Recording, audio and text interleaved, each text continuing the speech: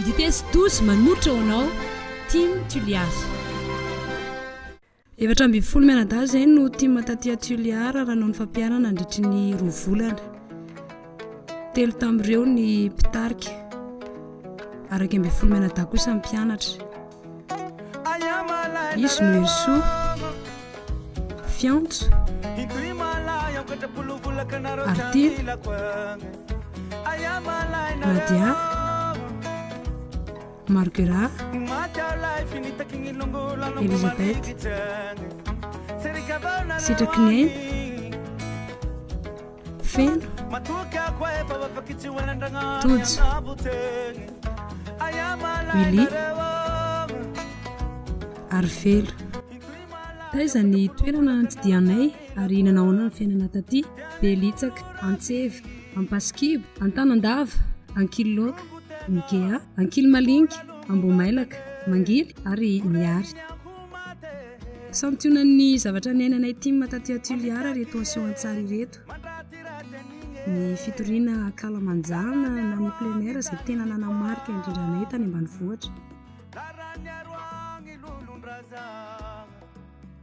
Metanetana ny olona ary maro dia maro no nanatrika amin'ny fotoana manao plein air izay. Ary dia hita ny fahavitrihan'ny olona mangetahetan'Andriamanitra.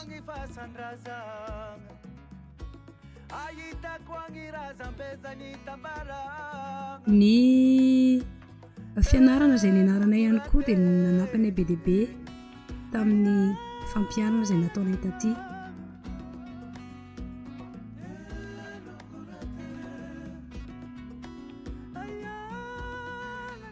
Ny dia, ny tantara ary ny hira, ireo no nanehoanay ny fitoriana filazantsara ary ny tantara ny tena nahaliana ny olona tany ambanivohitra.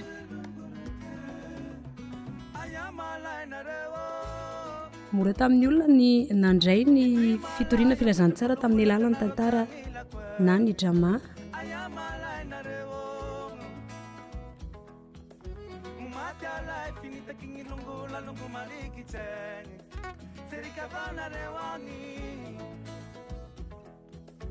Matetika dia fifankatiavana, fifaliana no andraisan'ny olona anay amin'ny fotoana anay mitsidika an-tanàna anankiray.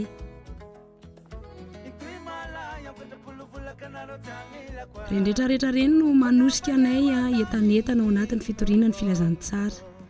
Lalongo tegna ataon'igny hahafaty an-tegna voregny ahomate mandendiky egny mandratiraty an'igny larany aroagny tany niboagna larany aroagny lolondrazagna ahitako agnindragnary agnavoaka hitaragna nungurate larany aroagny lolondrazagna. Teto amin'ny tampon-tanànan'ny Tuliar ny fitoriana filazantsara izay nataonay teny amin'ny université. Na dia teo aza ny ranorana mivatravatra dia tsy nasakana anay tsy hanambara sy toran'i Jesosy Kristy rendretrarehetra reny. Tao anatin'ny fifaliana nanaovana izany.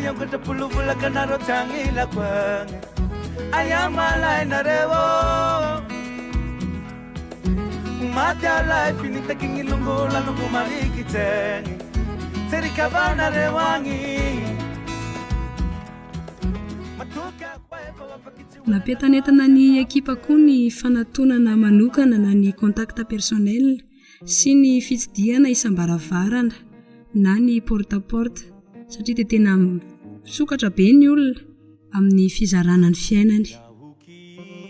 tsy diso anjara tamin'ireny ny karazan'olona maro samihafa vadina mpitariposy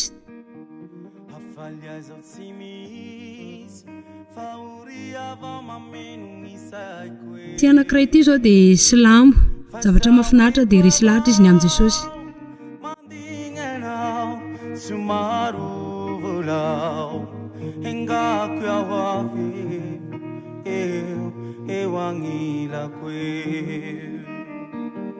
zao natsanganao mijoro soaty misy raha marary zao natsanganao mariana fa tsy vitsy ireo fiangonana izay nitotona fotsy ary nahandro na masaka niaraka taminay anisan'ireny ny église Assemblée de Dieu ny Fakry ny Refi teo ihany koa ny Rock Church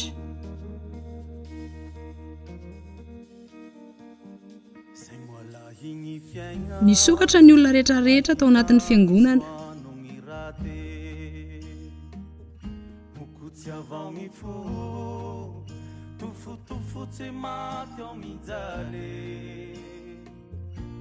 tsy diso anjara tamin'ny fandalovanay taty koa ny ankizy madinika anisan'ireny ny mpianatra tao amin'ny fiangonana Assemblée de Dieu Mangily sy ny tao amin'ny fiangonana Assemblée de Dieu Mahafatsy Besarety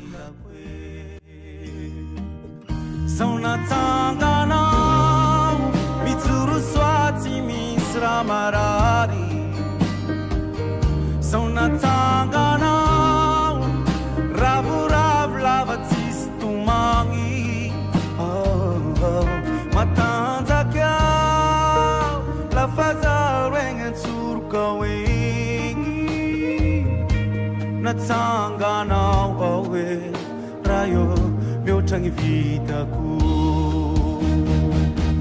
zao natsanganao mijoro soaty misy raha marary zao natsanganao ravoravo lava tsisy tomagny matanjaka nisy ny famonjena ireo cellule isaky ny lakamisy ariva tao amin'ny bloc 22 teny amin'ny université ny Tuliara izay nataonay manaraka izany ireo lehilahy miisa 300 izay voafonja teto amin'ny tapitanàna ny Tuliara izay anisan'ny voakasika tamin'ny filazantsara ny torinay tianay aseho ihany koa ireo asa fanasoavana izay nataonay ho an'ny tanàna izay lalovanay sy ny fanatsarana ny bazin'ny Tuliara matanjaka lafa zaho roegny antsoroka egny nasandratrao aoe raha io mihoatra ny vitako zao natsangana aoe mihoatra ny vitako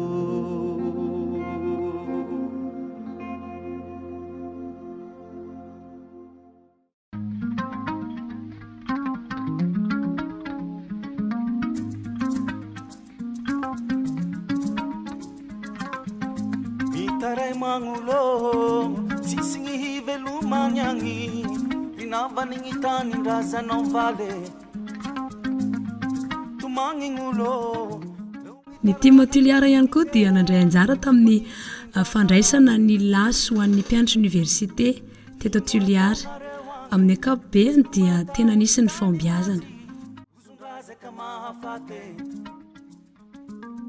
tamin'ny fandalovanay taty koa no nahitanay hoe torako izao ny kolotsaina ty atsimon'ny Madagasikara indrindra taty ambanivohitra ohatra amin'ireny ny fomba fitafy fomban-drazana ny sakafo maro samihafa toy ny raiketa izay atao sosy ravina raiketa raha ny tena marina toy ny ravina raiketa miaraka amin'ny hena sy atody tsy adino ny trangatsinapozina izay voarakitra tsara zao tsy milanao ayabale honi zamavare ayamanine ekaniva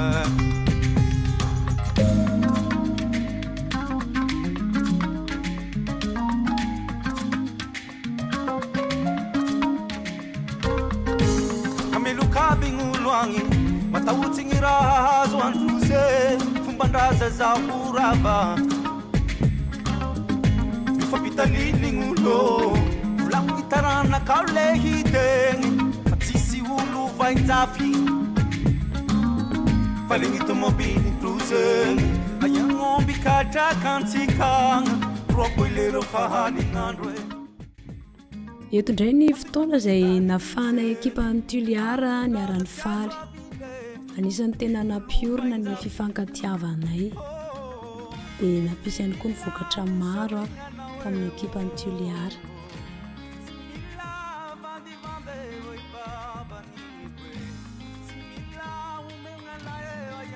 itsofa volombelona ho anareo any amin'ny unité anay ekipa tuliara na ny unité mafiony izahay tena nampisan'Andriamanitra izany unité zany naneo ny herin'ny mahagaga teny anatin'ny ministera ny fampizara fitiavana ary koa hoe zavatra tsy zaka na confrontation dia anisany hoe nampifandray nampifanaiky anay ankizy tsirairay tao anatin'ny ekipa ny fanitsam-panajana sy ampitiavana tao anatin'izany tamin'ny ministera rehetra izay nataonay dia tsy nila ny antsolona be fa ny olona no avy tena nangetaheta famonjena zareo ary nisokatra tamin'ny filazantsara ka maro nandrain'i Jesosy tsapanay fa Andriamanitra ny lalana anay nandritra ny fotoana rehetra teo amin'ny ekipa ny ay sady ny karakara ny toerana ny fiarovana ny famatsiana ny tsirairay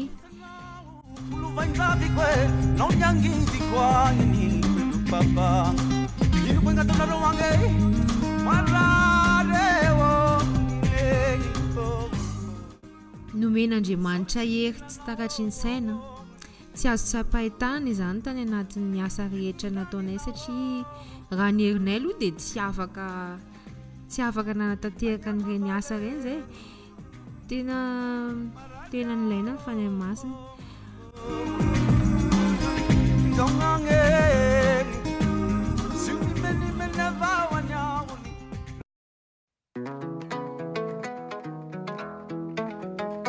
marina fa nifindra toerana isan'andro izahay tany ambanivohitra mandeha tongotra matetika izay ary misy fotoana za manao fampaherezana mandritra ny ora maromaro tao anatin'ireny fotoana fampaherezana ireny tena nisehoan'ny fanomezam-pahasoavana rehetra teny amin'ny ankizy tsirairay ary ny fanomanana dia tena hoe zava-dehibe amin'ny ministera izay atao satria ny fiainona ny feon'Andriamanitra sy ny fitondrana am-bavaka mialohan'ny andehanana any amin'ilay toerana dia efa nanokafan'Andriamanitra lalina ho anay dia izany rehetra izany dia voninahitry'Andriamanitra irery ihany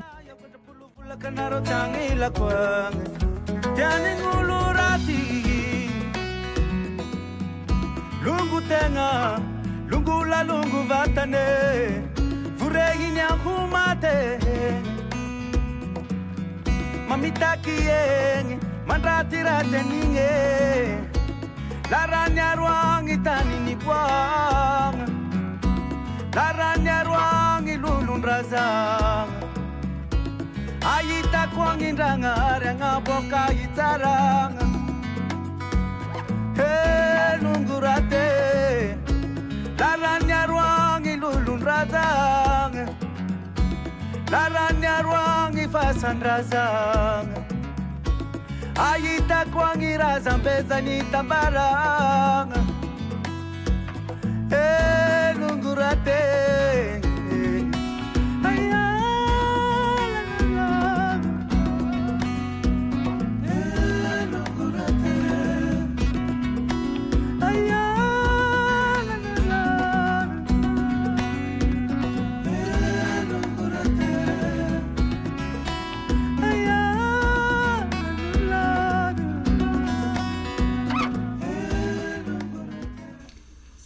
Orinan'ny fampafantaranao antenanao dia afaka mizara aminay ve ianao hoe inona ny zavatra tena nanamarika anao nandritra n'ity fiofanana ity? Ya, sotra. Ny anarako Razafjanahary Willy Gérald. Tanora ary 13 taona. Dia zavatra ho zahaiko fihojoana vavolombelany amin'ny fahatsarana izay nasian'Andriamanitra nahako tamin'ny alalan'ity fiofanana UTTS ity. Efa ela no nahalalako an'Andriamanitra fa izany no tsy nentiny nin'ny fiasany tamiko. Dia vokatr'izay lasa tsy nanana fifandraisana taminy ahako, tsy nanana fifandraisana tamin'ny ray aman-dreny ahako, tsy nanana fifandraisana tsara tamin'ny mpiray-tam-po ahako, satria arak'izay hoe tsy nin'ny fiasany tamiko dia lasa variana tany mirendrarendra n'izao tontolo izao ny atalana sy ny ditra maro samihafa. Dia tena azoko lazaina hoe tena voafatra tamin'izany tokoa ahako. Dia tao anatin'ilay izy lasa nanio toetra tsy mendrika be dia be teo anivon'ny ray aman-dreny, na teo amin'nivon'ny mpiray-tam-po koa raha tamin'ny ray aman-dreny dia lasa nisy tsy firarahiana zareo, lasa misy famaliana zareo dia izay ilay toetra tsy mendrika voaka avy aty anatiko. Dia lasa tany ivelany ahako no nitady an'izay fifandraisana tsara nilaiko izany, tany aho nanangana an'izay fifandraisana izay. Dia tamin'ny alalan'ny rendrarendra sy ny ditra, ny adalana izay hita tamin'izao tontolo izao izany azoko lazaina hoe efa nataotaoko kely daholo mba nanako an'izay fifandraisana araka ny sitrapoko izay. Dia tamin'ny andro izay nitsoin'Andriamanitra nefany dia tena hoe nanaiky ahako no namaly ny antsony ary miotariana. Dia tamin'ny alalan'ity fiofanana ity izany nanomboka tamin'izay fotoana izay nahitako ny fahalebiazana ary ny fomba fiasany tamin'ny fiainako hatrizay. Dia nasehony anahy koa ny tokony hoe fomba hitondrako ny tenako eo anivon'ny ray aman-dreny, eo anivon'ny mpiray-tam-po amiko sy eo anivon'ny fiarahamonina koa. Dia fanampy an'izany koa izy name an'ilay zavatra tokana izay tena hoe mameno sy mamelona ny etaetam-poko sy ny eritreretiko izy dia ny fitiavana izay. Tamin'ny alalan'ny fitiavana no tena hoe nahitako hoe fahafenoana ary tena zavadrehetra tena nasehona anahy hoe eo am-pelantaniny avokoa ary ny programme amin'ny fiainako. Dia fahanana koa izany nasehony ahy dia tena resy lahatra ny aminazy ahako. Mandra hatramin'izao dia mbola tsapako izany fitiavana izany sy ny fahalebiazana. Dia tena faly ahako miaraka aminazy.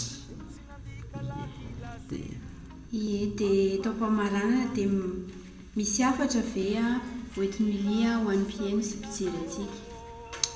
Ya, ny hafatra izay tiako ampitaina angamba dia arak'izay hoe ny fitiavan'Andriamanitra. Fitiavan'Andriamanitra dia tsy manapetra ary ny fitiavan'Andriamanitra sy mitovy amin'ny fitiavan'olombelona sy ny fitiavana izay mieritreritsika ho tadiavina sy ho alaina any amin'izay alalantsika mety ahitantsika azy. Dia ao anatin'izany izany tena mampirisika antsika tsy hafa izany hoe miantso anao Andriamanitra ao anatin'ny fonao dia miandry anao izy hamaly anazy, miandry anao izy hampiditra an'izay fitiavana izay, ilay fitiavana izay tsisy manana ankoatra anazy. Dia hitanao hoe ahoana izany tena fiainana tena feno fahasambarana tena izy izany. Mety hoe mahatsiaro sambatra isika ity fa miaraka aminazy mbola foadeo an'izay, be da be moa izany fa tsy foadeo fotsiny. Dia izaho tena mampirisika hoe samy hoe tsika hamaly ny antson'Andriamanitra aopotsika ary tena handray anazy tokoa ho mpitantana ny fiainana mba hitantsika an'izany fiatanana ao anatin'ny fotsika izany.